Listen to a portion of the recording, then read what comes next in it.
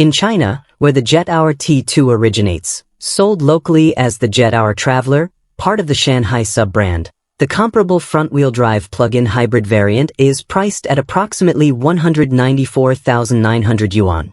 At current exchange rates, that converts to roughly $27,000. The base gasoline variant starts even lower, around 179,900 yuan, close to $25,000. In the United Arab Emirates, the flagship Jetour T2, a higher trim than Pakistan's single available variant, sells for approximately $37,800, listed locally as around 139,000 UAE dirhams. Now compare that to Pakistan. At the current exchange rate of roughly 278 rupees to the US dollar, the ex-factory price of 12,795,000 rupees converts to approximately 46,000 US dollars, and that's before adding a single rupee of on-road tax. Once filer withholding tax, registration, and freight are added, the effective dollar cost climbs even higher, toward $48,000 for a filer and closer to $50,000 for a non-filer. Line the numbers up directly. Roughly $27,000 in China for the comparable plug-in hybrid trim. Roughly $38,000 in the UAE for the flagship trim.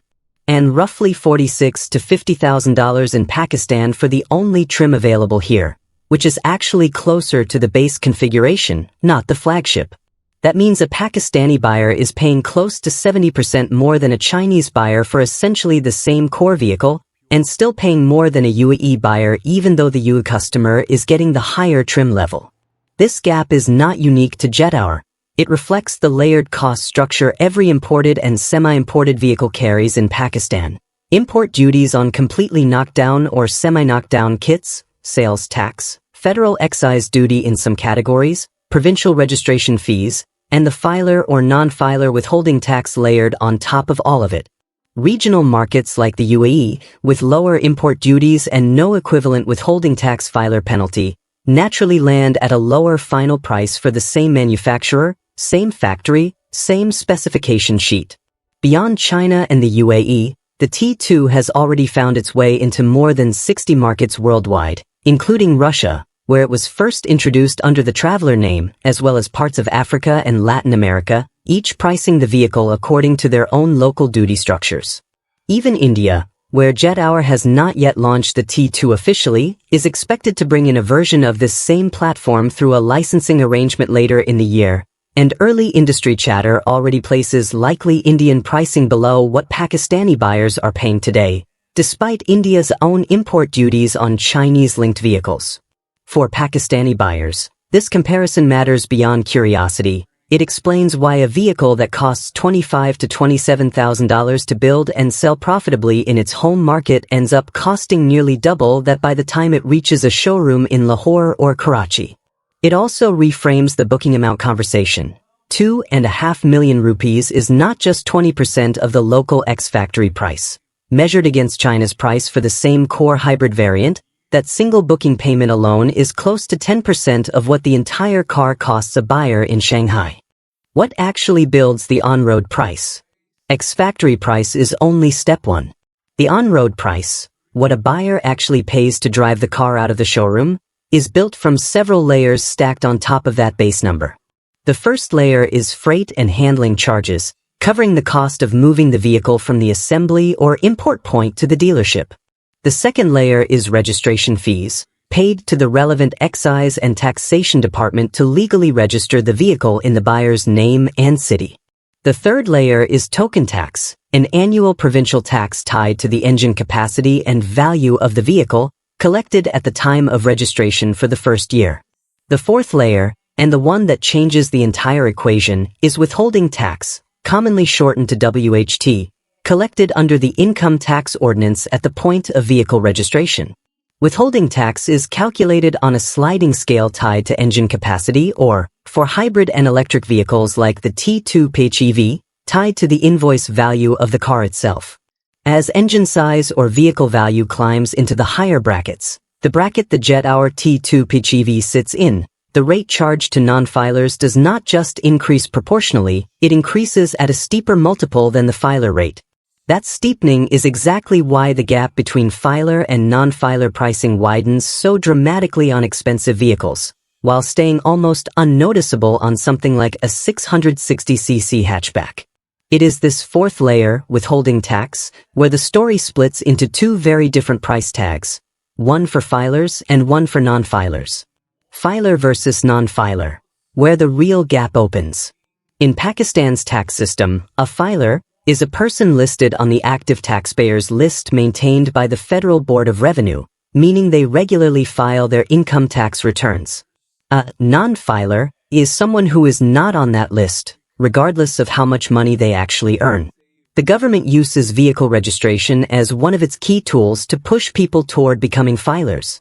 Non-filers are charged a substantially higher withholding tax at the time of registering a new vehicle purely because they are not on the tax roll, separate from any income tax they may or may not already be paying elsewhere. For the Jetour T2 PHEV, this difference is not small change.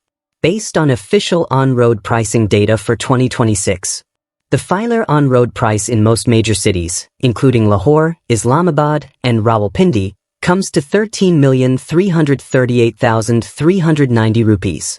The non-filer on-road price for the exact same vehicle, in the exact same city, comes to 13,855,190 rupees.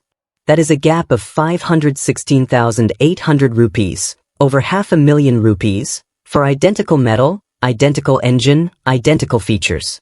The only difference between the two buyers is whether their name appears on the active taxpayers list. Put another way, the withholding tax penalty for being a non-filer on this one vehicle purchase is roughly equivalent to the full on-road price of a Suzuki Alto in a lower trim. A non-filer effectively pays for an extra small car's worth of tax, simply for not being registered with the FBR. This is precisely why so many car buyers in Pakistan rush to file at least a basic tax return before booking an expensive vehicle. The savings on withholding tax alone, on a car in this price bracket, can exceed 500,000 rupees in a single transaction. The full price breakdown. Let's put every number from ex-factory to on-road, side by side. Ex-factory price, 12,795,000 rupees. Filer on-road price, 13,338,390 rupees, an increase of roughly 543,000 rupees over ex-factory, covering freight, registration, token tax, and the standard filer rate withholding tax. Non-filer on-road price, 13,855,190 rupees, an increase of roughly 1,060,000 rupees over ex-factory, nearly double the additional cost a filer pays, almost entirely because of the higher withholding tax rate. Booking amount required upfront, 2,500,000 rupees, regardless of filer status. Balance due at delivery for a filer, approximately 10,838,000 rupees. Balance due at delivery for a non-filer, approximately 11,355,000 rupees. Every one of these numbers is publicly listed and verifiable through official pricing data. This is not an estimate, it is the actual structure buyers are working with in 2026. Break it down to a simple ratio and the picture gets even clearer. For every 100 rupees a filer pays on road, a non-filer pays close to 104 rupees for the exact same vehicle. It sounds small as a percentage, under 4%, but on a car in this price bracket, that small percentage translates into more than 500,000 rupees in hard cash, which is precisely why tax consultants across Pakistan report a seasonal spike in new tax filer registrations every time a high-value vehicle launch like this one grabs headlines. City-wise variation. The on-road price is not perfectly identical across Pakistan. Cities like Karachi, Hyderabad, and Sukkur show a marginally higher on-road figure compared to Lahore or Islamabad. The filer price in Karachi runs close to 13,344,788 rupees, a difference of a few thousand rupees from the Punjab pricing, driven by variations in provincial registration and token tax structures between Sindh, Punjab, and the Federal Territory. The gap between cities is minor, a matter of a few thousand rupees, but the gap between filer and non-filer status remains constant everywhere, consistently above 500,000 rupees, no matter which city the vehicle is registered in. How Pakistan's price compares globally. This is where the numbers become genuinely eye-opening. A brand new SUV. A price tag north of 13 million rupees. And a booking slip that alone costs 2.5 million rupees before the buyer even touches the steering wheel. This is the Jetour T2 PHEV, the plug-in hybrid SUV that just crossed 1,000 bookings in Pakistan within 24 hours of launch.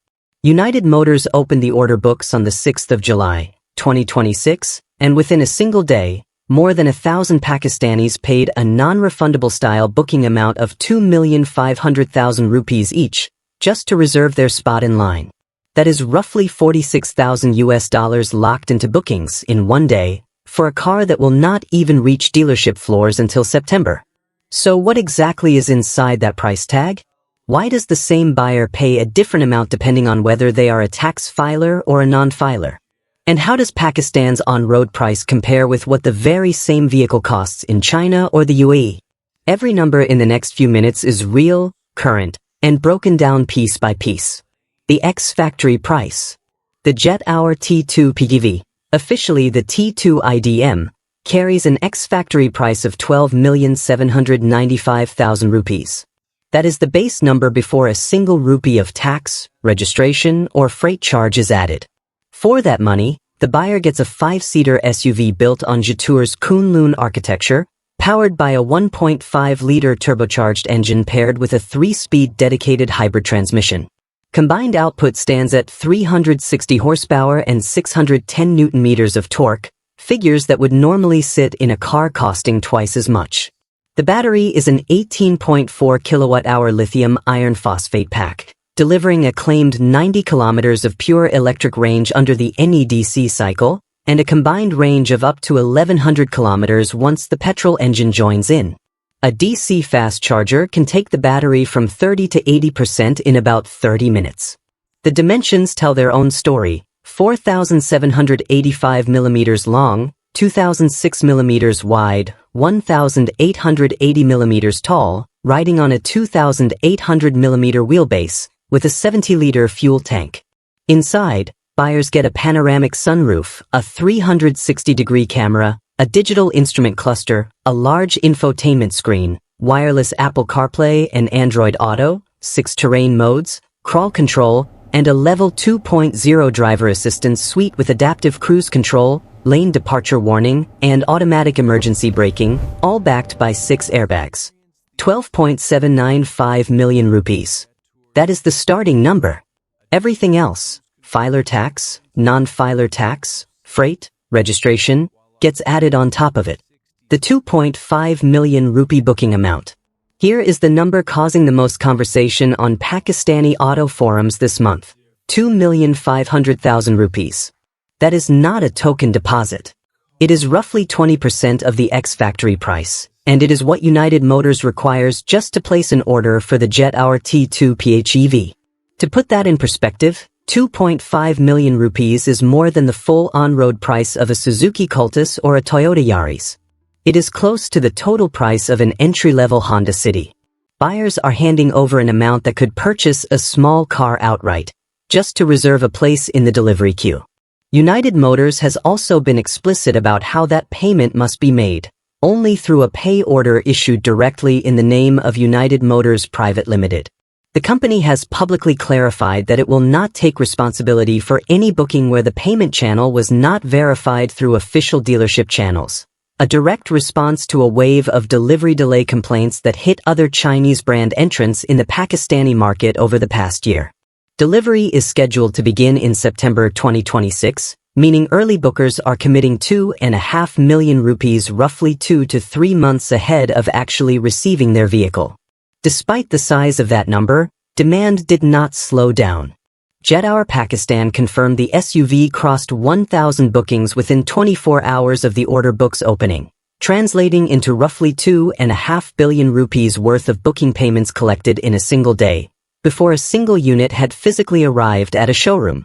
Industry watchers point to one reason above all others: positioning the T2 PHEV under the 13 million rupee mark, in a segment where comparable imported hybrid SUVs often start well above 15 million, made the booking amount feel justified to buyers chasing the plug-in hybrid segment early.